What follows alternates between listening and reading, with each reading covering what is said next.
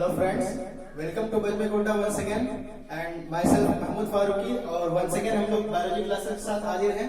तो आइए देखते हैं आज का जो टॉपिक है biological classification. So first we will start with the classification. Classification होता क्या है? Classification is the categorization of any groups of the organism. तो हम क्लासिफिकेशन करने की जरूरत क्या पड़ी, हम क्यों करते हैं classification? First of all, we know that there are 1.7 to 1.8 million species in the world. 1.7 million से लेकर 1.8 मिलियन स्पीसीज है, तो हम कैसे पढ़ें उसको एक साथ? So scientists has given that we should classify those organisms. So हम लोगों ने कैसे कैसे क्लासिफाई किया, आइए देखते हैं। फर्स्ट, सबसे पहले दुनिया में जो साइंटिफिक बेसिस ऑफ क्लासिफिकेशन दिया वो एरिस्टोटल ने दिया। साइंटिफिक बेसिस, इससे पहले भी और लोगों ने ऑर्गेनिज्म को क्लासिफाई किया, लेकिन वो कोई साइंटिफिक बेसिस थ्योरी नहीं दे पाए। वो रिलीजियस बेसिस थ्योरी हो सकती थी, लेकिन साइंटिफिक बेसिस थ्योरी नहीं दे पाए। सो सबसे पहले जिन्होंने दिया वो एरिस्टोटल थे। तो इन्होंने कैसे दिया? फॉर एग्जाम्पल, प्लांट्स को, पेड़ पौधे को इन्होंने ट्री, हर्ब्स, श्रब्स के बेसिस पे बांट दिया। जैसे कि हम सबको पता है कि ट्री की जो कैटेगराइजेशन है, ट्री जो इतनी लंबी होती है, हर्ब्स जो सबसे छोटी होती है, और बीच वाले जो श्रब्स, उसके बेसिस पे इन्होंने मॉर्फोलॉजी के बेसिस पे, मतलब बाहरी वेशभूषा के बेसिस पे प्लांट को इन्होंने दो भागों में बांट दिया, तीन भागों में, ट्री, हर्ब्स, श्रब्स। उसी तरह टोटल दुनिया में जितने भी जीव जंतु हैं उनको दो भागों में पहले बांटा, that is Plantae and Animalia. Plantae. So first we will start with the two spina of classification. It was given by the Aristotle and he classified the organism into Plantae and Animalia, मतलब पेड़ पौधे और जानवर। Then उसने क्या किया, फिर Animalia को दो भागों में बांट दिया, जिसमें लाल खून होता है, that is red blood cells, and जिसमें लाल खून नहीं होता है, सिर्फ व्हाइट ही होता है, दूसरे कलर के होते हैं, जैसे हिमोसाइनिन होते हैं स्नेल्स वगैरह में। तो इन्होंने दो कैटेगरी में बांट दिया, that is red blood cell and non red blood cell. फिर उसके बाद थ्री किंगडम ऑफ क्लासिफिकेशन जो दिया वो हैकेल ने दिया। तो जब टू किंगडम ऑफ क्लासिफिकेशन हमारे पास पहले से मौजूद था, तो हम थ्री किंगडम ऑफ क्लासिफिकेशन क्यों लिए? Because two kingdom of classification में बहुत सारी चीजें ऐसी थी जो मौजूद नहीं थी, जैसे unicellular organism and multicellular organism, जो एक सेल से बने हैं और जो बहुत सारे सेल से बने हैं, वो ऐसे जानवरों को अलग नहीं किया गया था। और दूसरी चीज प्रोकैरियोट्स, जिसके न्यूक्लियस ट्रू नहीं है, फॉल्स न्यूक्लियस है, जिसमें कोई nuclear membrane and membrane bound organelles नहीं होते हैं, वैसे एनिमल्स, एंड यूकैरियोट्स जिसमें ट्रू न्यूक्लियस होते हैं, वैसे जानवरों को भी अलग नहीं किया गया था। Therefore, scientists have given a three kingdom classification theory and it was given by the Haeckel. And what was added next was Plantae, Animalia and Protista.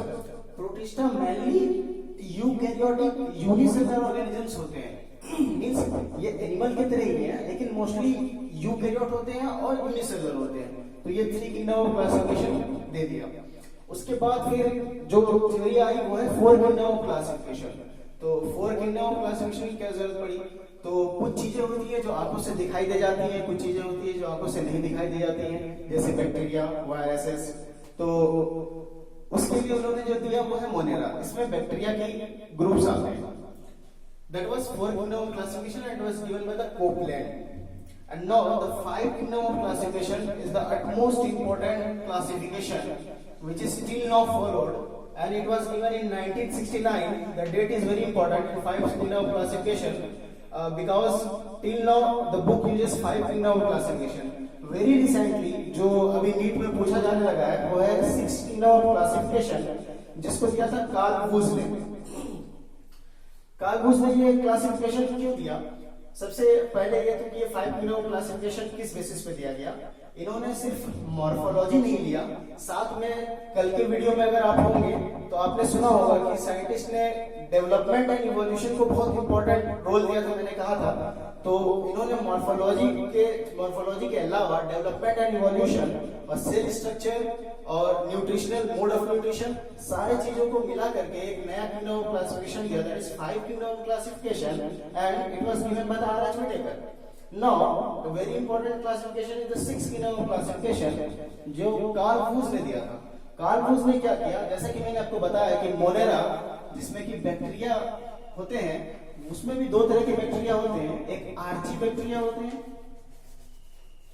जो पुराने समय से ही मौजूद थे, और एक न्यू जो नया डेवलप कर गया है, that is the you bacteria, that is true bacteria. You means true, in bio you means true. तो जो पुराने समय से मौजूद थे और जो एक नई अभी उत्पत्ति हुई है जिनकी, तो इन्होंने दो ग्रुप में बांट दिया और उसका नाम एक आर्ची रखा और यू बैक्टीरिया को फिर इन्होंने डायरेक्ट बैक्टीरिया कर दिया।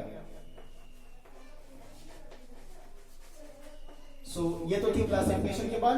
अब हम नेक्स्ट पढ़ेंगे। So our next topic is broadly classification of five kingdom classification.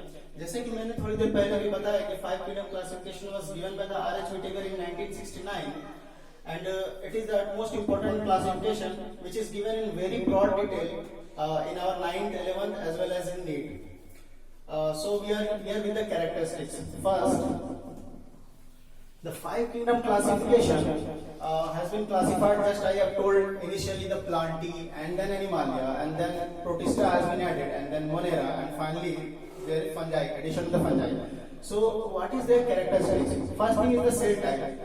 जैसा कि मैंने पहले थोड़ी देर बताया कि सेल में जो न्यूक्लियस होता है उसमें मेम्ब्रेन हो भी सकता है, ट्रू मेम्ब्रेन्स जो न्यूक्लियस है उसके चारों ओर न्यूक्लियर मेम्ब्रेन हो भी सकता है या नहीं भी हो सकता है। अगर नहीं है और जो ऑर्गेनेल्स हैं सेल के अंदर उसमें मेम्ब्रेन है या नहीं है, उसके बेसिस पे उसको प्रोकैरियोट्स और यूकैरियोट्स में बांटा गया है। प्रो मींस ऐसे याद रख सकते हैं आप, पहले जमाने के जिसमें नहीं होता था, दैट इज ट्रू नहीं है, वो फॉल्स है। प्रोकैरियोट्स उसमें न्यूक्लियर मेम्ब्रेन नहीं है और मेम्ब्रेन बॉन्ड ऑर्गेनेल्स नहीं है, that means that does not contain the nuclear membrane, and in addition that also does not contain the membrane bound organelles like mitochondria, Golgi bodies and it etc. So prokaryotes and eukaryotes. So in the Monera it is prokaryotes, मतलब cell membrane नहीं है और membrane bound organelles नहीं है। Protista बाकी Monera को छोड़कर जितने भी फाइव किंगडम क्लासिफिकेशन में सब यूकैरियोट्स हैं, मतलब सबके पास मेम्ब्रेन बाउंड ऑर्गेनेल्स और न्यूक्लियर मेम्ब्रेन प्रेजेंट है। फिर आते हैं सेल वॉल की तरफ। जैसा कि हम लोग जानते हैं कि प्लांट में सेल वॉल किससे बना होता है, दैट इज सेलुलोज। प्लांट में सेल वॉल जो बना होता है वो सेलुलोज से बना होता है और इसमें होते भी है सेल वॉल। तो मोनेरा में क्या होते हैं, बैक्टीरिया में सेल वॉल मोस्टली नहीं होते, नॉन सेलुलर होते हैं। प्रोटिस्टा में कुछ में होते हैं लाइक यूग्लिनोइड्स। अगर आपने एनसीईआरटी पढ़ी होगी थोड़ी बहुत भी तो आपको पता होगा कि प्रोटिस्टा में प्रेजेंट होते हैं, प्रेजेंट इन सम। ये याद रखना काफी इंपॉर्टेंट है कि प्रेजेंट इन सम मतलब सब में नहीं होते हैं। जैसा कि मैंने बताया कि यूग्लिनोइड्स उसमें हो सकते हैं और मोस्टली में नहीं होते हैं, तो नहीं भी हो सकते हैं, देयरफॉर प्रेजेंट इन सम। फिर फंजाई में आते हैं, इसमें होते हैं प्रेजेंट, लेकिन जो बने होते हैं वो सेलुलोज के बने नहीं होते हैं। ये एक इंपॉर्टेंट क्वेश्चन है कि जो सेल वॉल होते हैं फंजाई के वो सेलुलोज से नहीं बने होते हैं, वो काइटिन या केटिन से बने होते हैं। और जो प्लांट में होते हैं और सेलुलोज से बने होते हैं और एनिमल में तो होते ही नहीं है। And third characteristics is the nuclear membrane. Nuclear membrane जब मैंने बता दिया कि प्रोकैरियोट्स को इसी बेसिस पे प्रोकैरियोट्स कहा जाता है क्योंकि उसमें न्यूक्लियर मेम्ब्रेन होते ही नहीं है, बाकी सब में होते हैं। तो nuclear membrane Protista, Fungi, Plantae, Animalia सब में होंगे। And next characteristic is the body organization. कैसा है, एक सेल का बना है, दो सेल का बना है, मल्टी सेल का बना है, या टिश्यू ऑर्गन है उसमें या ऑर्गन सिस्टम है। So since starting from Monera, अगर हम मोनेरा से स्टार्ट करें तो बॉडी ऑर्गेनाइजेशन भी सेलुलर है, मींस यूनिसेलुलर मोस्टली, और प्रोटिस्टा इसमें भी सेलुलर है। जैसा कि मैंने आपको बताया कि इन दोनों में डिफरेंस इतना है कि ये यूनिसेलुलर प्रोकैरियोट्स में आते हैं, मींस सेलुलर है प्रोकैरियोट्स है, और ये सेलुलर है लेकिन यूकैरियोट्स है, इसके पास न्यूक्लियर मेम्ब्रेन और मेम्ब्रेन बाउंड ऑर्गेनेल्स प्रेजेंट है। तो फंजाई में क्या है, प्रेजेंट है, ऐसी बात है क्योंकि यहाँ पे ये यूकैरियोट्स में आते हैं तो सब में प्रेजेंट होंगे। Next thing is body organization. Monera cellular unicellular, Protista भी यूनिसेलुलर, फंजाई क्या है मल्टीसेलुलर, मतलब एक से ज्यादा सेल के बने होते हैं फंजाई। यहाँ से मल्टीसेलुलर स्टार्ट होता है। पहला दो जो है मोनेरा प्रोटिस्टा सेलुलर है। यहाँ मल्टीसेलुलर भी हो सकते हैं और लूज टिश्यू के बने भी हो सकते हैं, मतलब जिसको हम ना तो टिश्यू कह सकते हैं ना ही ऑर्गन कह सकते हैं, लूज टिश्यू। फिर उसके बाद प्लांटी, वो तो हमें आंख से ही नजर आते हैं, टिश्यू और ऑर्गन उसमें दोनों होते हैं। और एनिमल में तो ऑर्गन सिस्टम तक होते हैं, tissue organ system, like we have the cardiovascular system, हमारे पास रेस्पिरेटरी सिस्टम है, एंडोक्राइन, जीआईटी, हमारे पास तो सब होते हैं। तो एनिमल में सब होते हैं, ऑर्गन सिस्टम तक होते हैं एनिमल में। And next is the mode of nutrition. जैसा कि मैंने आपको बताया कि 5 kingdom classification is the utmost important in the classification, उसी तरह से 5 किंगडम क्लासिफिकेशन जिस बेसिस पे बांटा गया है उसमें सबसे इंपॉर्टेंट है मोड ऑफ न्यूट्रिशन। और ये एक क्वेश्चन भी है कि the most important criteria for classification of the 5 kingdom classification is the mode of nutrition. So this is the most important. Second thing is the mode of nutrition क्या है। Monera bacteria में autotrophic भी है और heterotrophic भी है। तो autotrophic क्या होता है? ऑटो मीन सेल्फ, जो खुद खाना बनाए, that is the self. And hetero, जो दूसरों से खाना ले बना बनाया। तो ऑटोट्रोफिक में भी दो चीज हो सकती है, जो प्लांट खाना बनाते हैं that is with the help of sunlight, light के थ्रू बनाते हैं, that is called as photosynthesis. तो ऑटोट्रोफिक में भी फोटोसिंथेसिस हो सकता है, या तो कीमोट्रोफिक हो सकता है। कीमोट्रोफिक मतलब खाना तो खुद बना रहे हैं लेकिन लाइट के बेसिस पे नहीं बना रहे हैं, वो केमिकल के बेसिस पे बना रहे हैं। मतलब जो भी केमिकल है बॉडी में उसी से वो खाना पर्याप्त कर ले रहे हैं। दूसरा चीज है heterotrophic mode of nutrition. That I have told that heterotrophic mode of nutrition is that what we obtain from others. इसमें भी दो चीज हो सकते हैं, सैप्रोफिटिक, पैरासिटिक। सैप्रो आप ऐसे याद रख सकते हैं, सैप्रो एज फॉर सड़ा गला। सो जो भी रोटन डेड मटेरियल होते हैं उससे जो खाना ऑब्टेन करते हैं दैट इज सैप्रोफिटिक। जैसा कि कोई भी चीज सड़ता गलता है तो उसमें बैक्टीरिया तुरंत लग जाता है, हमें पता है, तो that is saprophytic. And parasitic, जो दूसरों के ऊपर न्यूट्रिशन के लिए निर्भर करता है, दैट इज द पैरासिटिक। जैसे हमारे अगर खुद एनिमल की बात करें तो हमारे सर में जू होते हैं, that is the parasitic mode of nutrition. तो बैक्टीरिया भी पैरासिटिक मोड ऑफ न्यूट्रिशन में हो सकती है। तो मेनली दो चीज में हो गई, ऑटोट्रोफिक, हेटरोट्रोफिक। ऑटो मतलब सेल्फ, सेल्फ में भी दो चीज, केमिकल के थ्रू खाना बना सकते हैं, लाइट के थ्रू खाना बना सकते हैं। अगर केमिकल के थ्रू खाना बना रहे हैं दैट इज कीमोट्रोफिक, अगर लाइट के थ्रू बना रहे हैं दैट इज फोटोट्रोफिक। हेटरोट्रोफिक में भी दो चीज, दूसरों से खाना कैसे ले सकते हैं, सैप्रोफिटिक, या सड़े गले वो जानवर, वो जीव जंतु पेड़ पौधे जो सड़ गल जा रहे हैं उसके बाद उससे जो न्यूट्रिशन ले रहे हैं, सैप्रोफिटिक। पैरासिटिक, जो अभी जिंदा है लेकिन फिर उससे न्यूट्रिशन ले पा रहे हैं, जैसे कि लाइस, हमारे सर में जो जू वगैरह होते हैं, हम तो जिंदा खड़े हैं लेकिन वो हमसे न्यूट्रिशन ले जाते हैं, दैट इज पैरासिटिक। और वह हार्म भी करते हैं, that is parasitic. So protista क्या होते हैं? प्रोटिस्टा ऑटोट्रोफिक भी होते हैं, हेटरोट्रोफिक भी होते हैं, अगेन मोनेरा की तरह। फंजाई क्या होते हैं? Fungi is heterotrophic. ये याद रखना है आपको कि हेटरोट्रोफिक ही होते हैं और साथ में पैरासिटिक होते हैं। मींस हेटरोट्रोफिक में भी दो चीज बनाया था मैंने, सैप्रोफिटिक एंड पैरासिटिक। तो हेटरोट्रोफिक होते हैं, इसमें कोई भी ऑटोट्रोफिक नहीं होता है। फंजाई कभी भी खुद से खाना नहीं बनाता है। प्लांट के बारे में तो हम लोग सब जानते ही हैं, ऑटोट्रोफिक होते हैं, उसमें भी फोटोट्रोफिक होते हैं। And next is the Animalia, सबको पता है ये दूसरों से खाना लेते हैं प्लांट से मोस्टली, तो ये हेटरोट्रोफिक होते हैं। हेटरोट्रोफिक में भी एक खास बात इसमें ये है कि ये एक सैप्रोफिटिक होते हैं। कुछ जानवर जो है सड़ी गली चीजों से न्यूट्रिशन लेते हैं, और कुछ जो होते हैं वो होलोजोइक होते हैं हमारी तरह। होलोजोइक क्या है मैं आपको एक्सप्लेन करता हूँ। वेरी इंपॉर्टेंट चीज जो अभी हमने बात की कि holozoic mode of nutrition.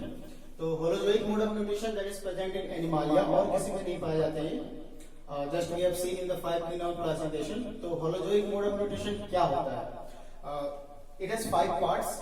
First is ingestion, digestion, absorption, assimilation and egestion.